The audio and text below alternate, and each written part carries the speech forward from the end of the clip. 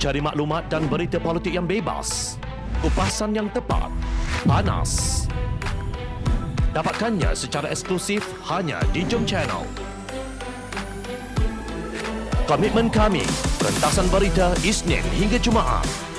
Berbicara dan isu semasa, kami garapkan secara langsung. Panel-panel berkaliber dan profesional. Interaktif, pandangan anda kami raikan. Jangan lupa bersama kami di setiap hujung minggu dalam edisi khas mingguan. Jom Channel, moving forward, sharing a new experience.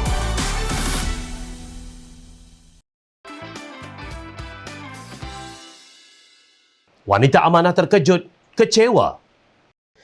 Angkatan Wanita Amanah Awan Kelantan menzahirkan rasa amat terkejut dan seperti tidak percaya dengan paparan video yang dikaitkan dengan Timbalan Menteri Pertanian perkahwinan secara online dengan jurunikahnya berada di negara jiran.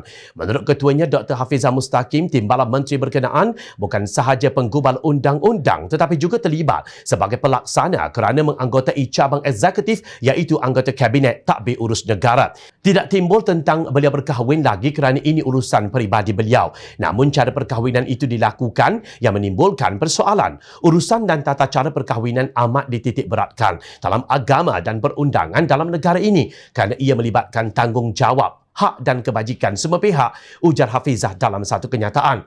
Menurut beliau, Awan sangat kecewa di saat peniaga di Pasar Teman RTC Tunjung bergelut menjual hasil tani dan terpaksa menanggung kerugian membuang buah pau kerana tak laku disebabkan kekurangan pelanggan. Timbalan Menteri Pertanian nampaknya lebih mengutamakan kepentingan peribadi daripada membantu mencari solusi.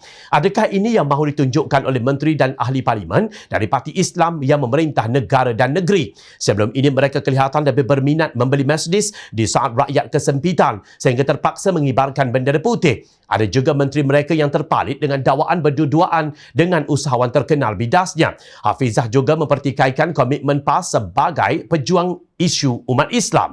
Kemana perginya isu hudud RUU 355, pembelaan kematian arwah adik, pengharaman judi dan penjualan arak dan pembelaan pakaian pramugari yang pernah dilaungkan sebelum ini? Adakah semua itu hanya retorik dan slogan semata-mata? Soalnya, beliau berkata rakyat sebenarnya hampa dengan prestasi para pemimpin PAS.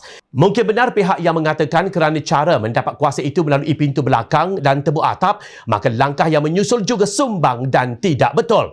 Apapun rakyat hari ini sebenarnya sangat bijak dalam menilai, tegasnya.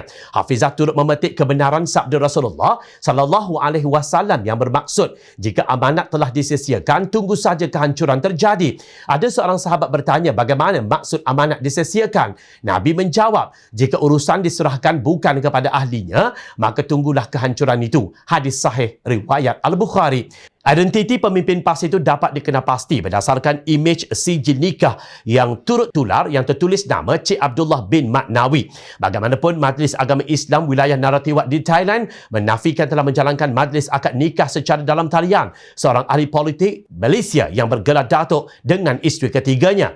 Timbalan yang di-Pertua Majlis Agama Islam Wilayah Narathiwat Abdul Aziz Cik Mamat berkata pihaknya tidak pernah meluluskan akad nikah secara dalam talian untuk digunakan para imam di wilayah berkenaan setakat ini. Kami diberitahu bahawa pasangan itu telah menggunakan khidmat imam dari Masjid Sungai Golok dan perbualan antara pengantin perempuan dan imam diadakan melalui video. Katanya seperti dilaporkan kepada New Straits Times NST Ahad lalu.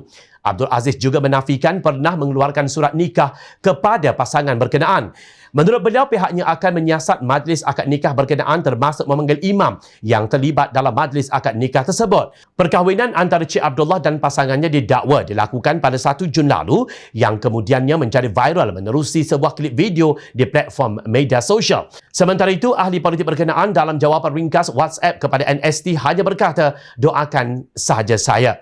Itulah yang dilakukan oleh pemimpin PAS di saat rakyat yang sedang bergelut dengan kesengsaraan kerana kehilangan pekerjaan akibat perintah kawalan pergerakan PKP. Rakyat yang terkesan menolak tepi rasa malu mengibarkan bendera putih untuk memohon bantuan. Walaupun demikian, tindakan mereka tidak menyalahi undang-undang. Sebaliknya, lain pula perangai pemimpin PAS. Seolah-olah undang-undang negara telah dicurangi. Tidakkah mereka ada sedikit rasa malu?